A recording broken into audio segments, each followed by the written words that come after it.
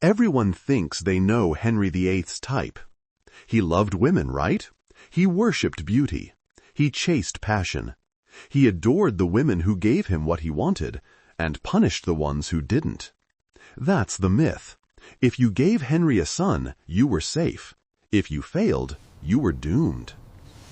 But what if I told you the one woman who succeeded, the one who did what Catherine of Aragon and Anne Boleyn could not, was treated with some of the coldest contempt Henry VIII ever showed? What if the woman who gave him his first surviving son was not rewarded, cherished, honored, but discarded like a broken toy the moment her body stopped being useful to him? Because hidden in plain sight is one of the darkest, least discussed twists in Tudor history.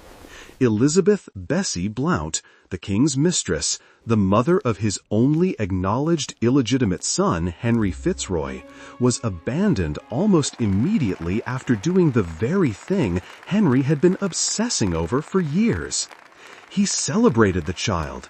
He paraded the boy. He piled titles onto his tiny shoulders. But Bessie? He pushed her out of his life, married her off to a man with a troubled mind and crumbling reputation, and treated her not as the mother of his son, but as used goods.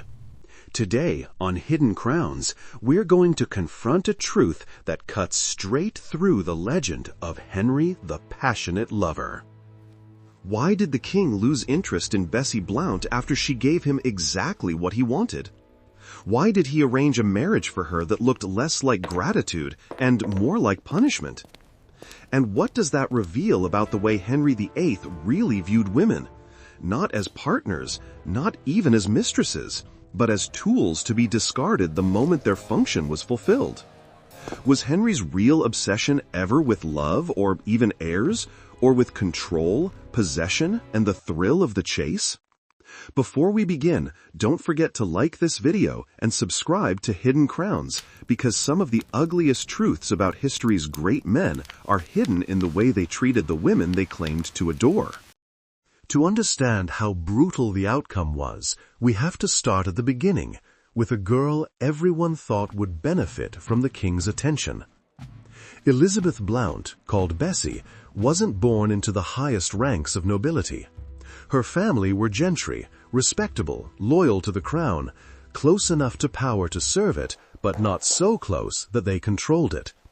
Bessie grew up in a world where a girl's grace, charm, and obedience were not just virtues, they were currency. She was sent to court as a teenager to serve as a lady-in-waiting to Queen Catherine of Aragon. There, in the glittering halls of Henry VIII's palace, she became part of the decorative machinery of monarchy: music, dancing, conversation, embroidery, laughter at feasts, polite silences at political moments. We're told she was beautiful.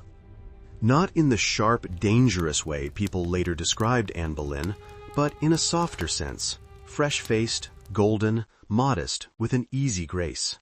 She didn't push herself forward. She didn't scheme for the crown. She didn't play the elaborate flirtation games that would later define the battle between Henry and Anne.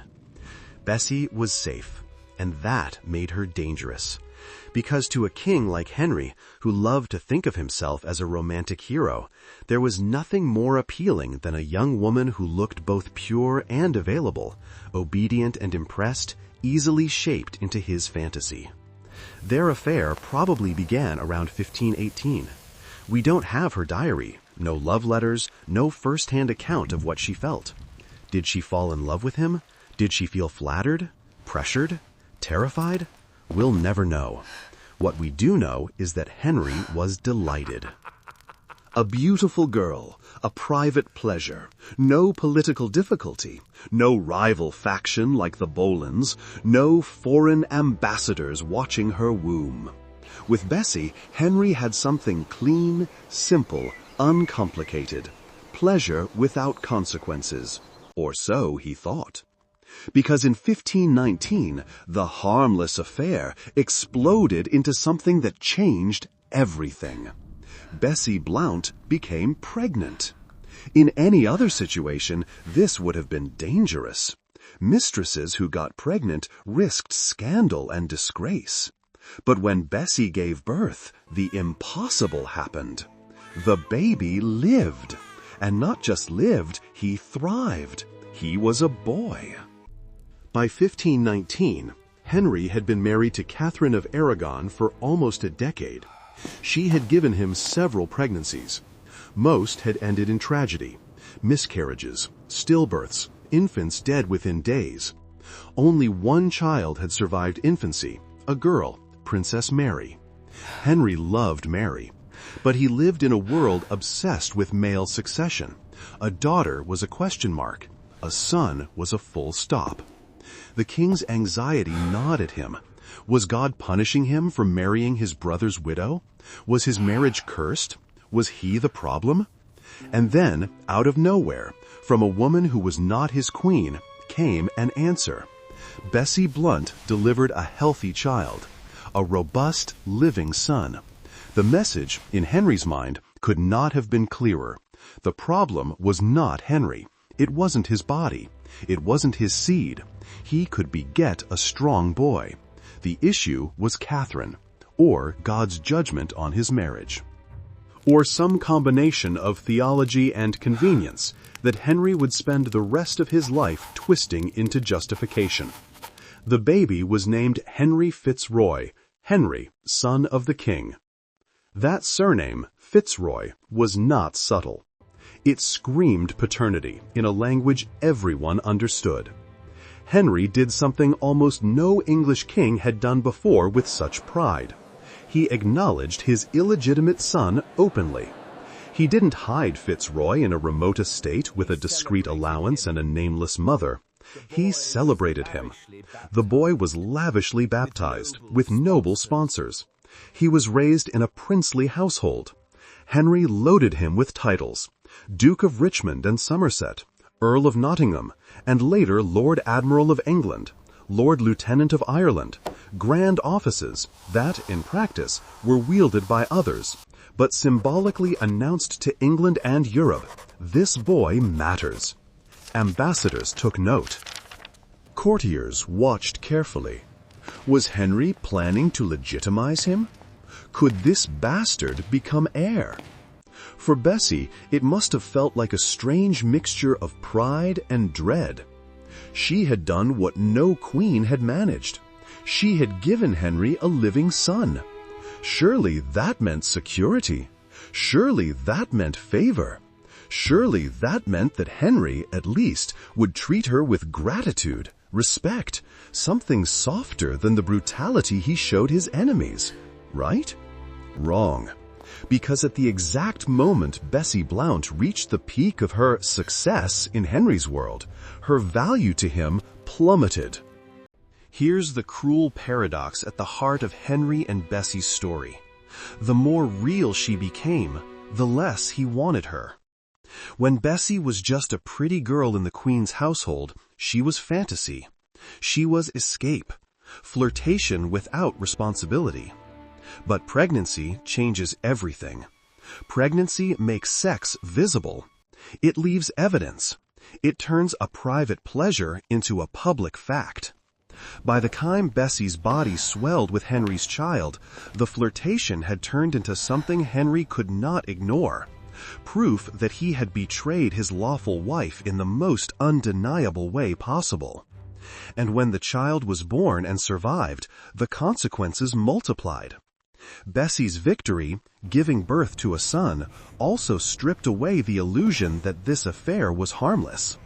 Suddenly, Bessie wasn't just a mistress. She was the mother of a royal bastard who could complicate every succession plan, every dynastic marriage, every foreign alliance.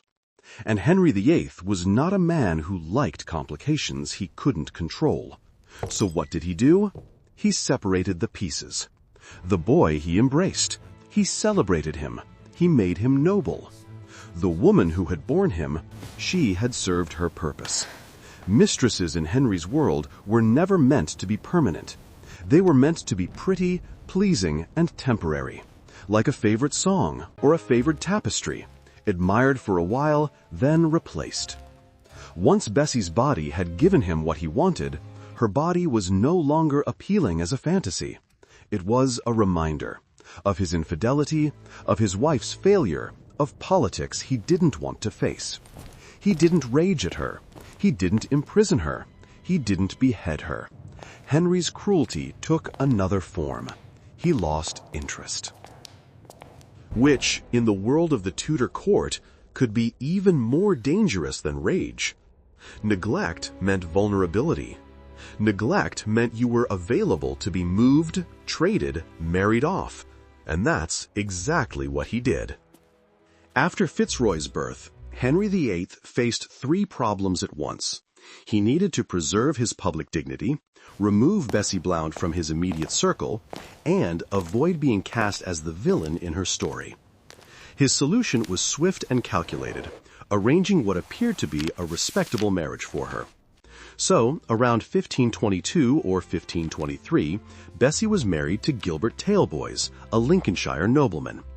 On paper, it looked like a favor. Talboys were not low-born.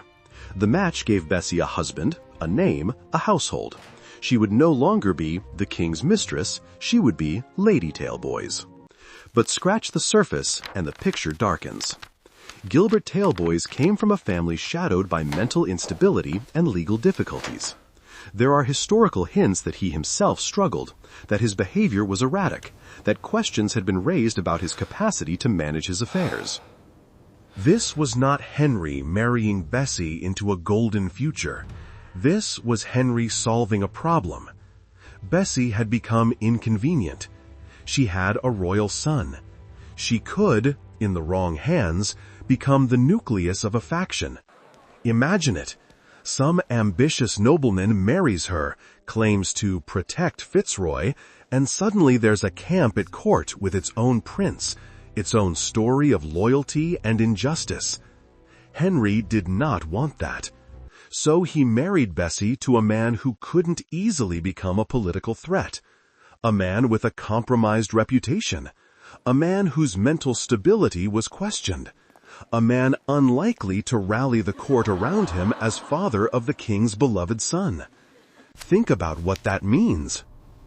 This wasn't just Henry moving on.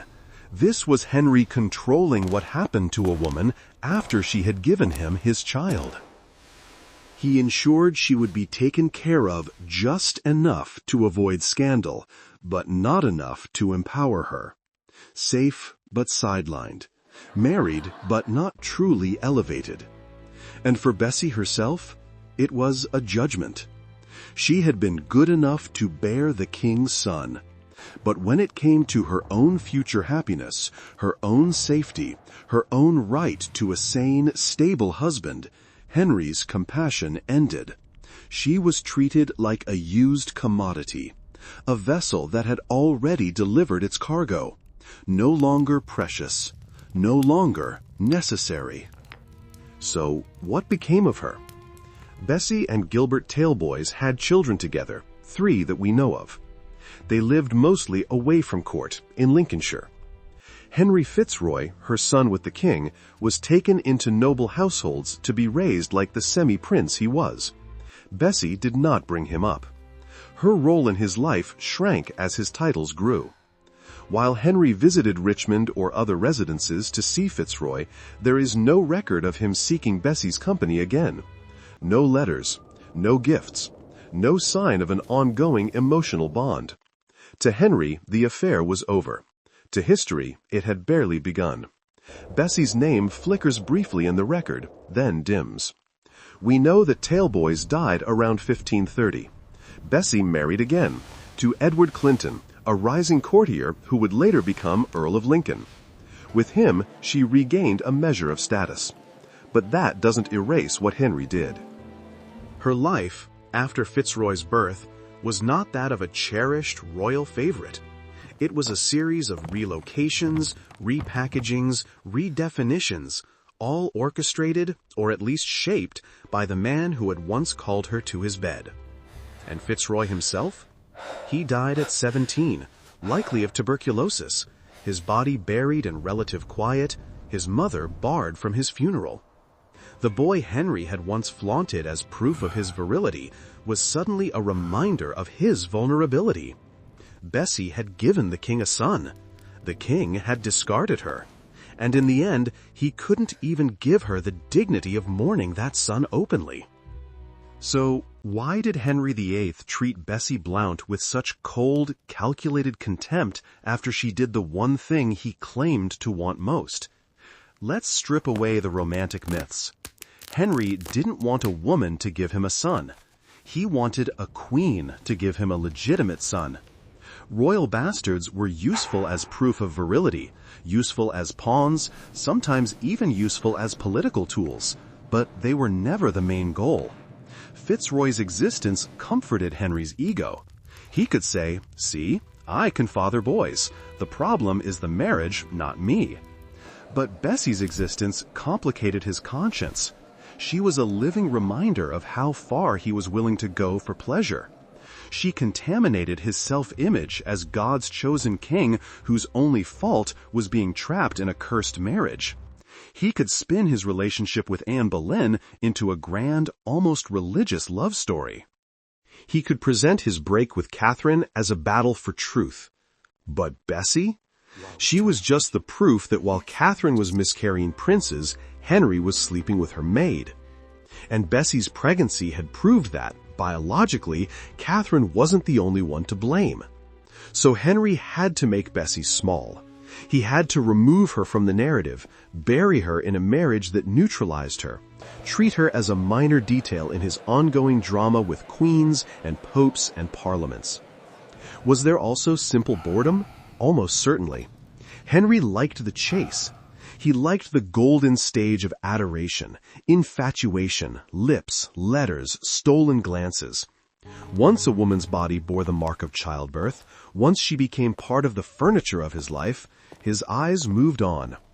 We see it with Catherine of Aragon. We see it with Anne Boleyn. We see it with almost everyone he ever loved. Bessie was no exception. Her crime wasn't that she failed him. It was that she completed the story he had written for her. She reached the end of her assigned arc. Beautiful girl, obedient mistress, bearer of a son. After that, there was nothing left in her, from his point of view, that he wanted to keep. And that, perhaps, is the most chilling part. It wasn't rage, it wasn't revenge, it was indifference.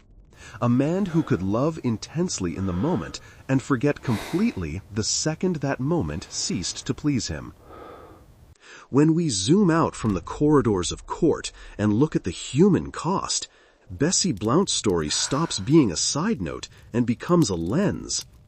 Through her, we see the pattern Henry VIII left in his wake. Women were roles: mistress, wife, mother. Once the role was finished or failed, the woman could be rewritten, removed, replaced. Catherine of Aragon, faithful queen, turned stubborn obstacle. Anne Boleyn, dazzling reformer, turned adulteress in a matter of weeks. Jane Seymour, saintly mother in death after giving him a son. Anne of Cleves, sister after she wouldn't work as a wife. Catherine Howard, plaything turned sacrifice. Catherine Parr, nurse, caretaker, near victim of suspicion. And Bessie? Bessie is the woman who proves that even success wasn't safe. You could give Henry a living son and still be treated as disposable. There's a brutal lesson here about how power corrupts intimacy. Henry never had to learn how to love responsibly because there were always new women, new favorites, new justifications for old cruelties. Bessie Blount entered his life as a girl taught that serving a king was an honor. She left it as a woman who had seen just how little that honor was worth when her usefulness was spent. Yet, by all accounts, she did not collapse. She married again, she had children, she managed her household, she lived. Not as a legend, not as a martyr, but as a survivor. And sometimes, survival itself is the sharpest indictment of the man who forced you to start over. So now we come to the question history can't answer, but won't stop asking. What did Bessie Blount feel? When she was told the king would no longer visit her, did she cry? Did she feel relief? Did she hate him? Did she miss him? When she watched her son grow up at a distance with a title she could never share, did she feel pride burning through grief, or grief burning through pride? When she was told she could not attend FitzRoy's funeral, did she remember the day she first held him, small and warm and miraculous, and think, I gave that man everything, and he could not spare me this? We will never hear her voice directly. Henry's world wasn't built to preserve the inner lives of women like Bessie, but we can read the shape of her life as a kind of testimony. She did not die at court, used up and destroyed. She did not end on a scaffold. She did not vanish entirely. She stepped out of the spotlight he had forced on her and built something of her own. Tiny compared to a king's power? Yes, but real. And that, perhaps, is the quiet revenge of Bessie Blount's story. Henry tried to reduce her to a function, the mistress who proved he could have sons. History, if we look closely enough, can expand her back into a person. What does Bessie Blount's story change for you about how you see Henry VIII? Is he still the tragic king desperate for an heir, or a man who used women's bodies and discarded their hearts? Do you think his treatment of Bessie was just the way things were in his time, or a glimpse of a cruelty that goes far beyond any excuse of era or culture? And if you were Bessie, would you have refused him, knowing what you know now? Or is refusing a king never really a choice at all? Tell me your thoughts in the comments. Whose story would you like to hear next? The other mistresses, the forgotten wives, or the children caught between their parents' sins? Don't forget to like this video and subscribe to Hidden Crowns. Because this is only one of many untold stories behind the glitter of royal crowns. And next time, we'll pull on another hidden thread in the tapestry of Tudor power and see what unravels. This is Hidden Crowns, where history's quietest voices finally speak.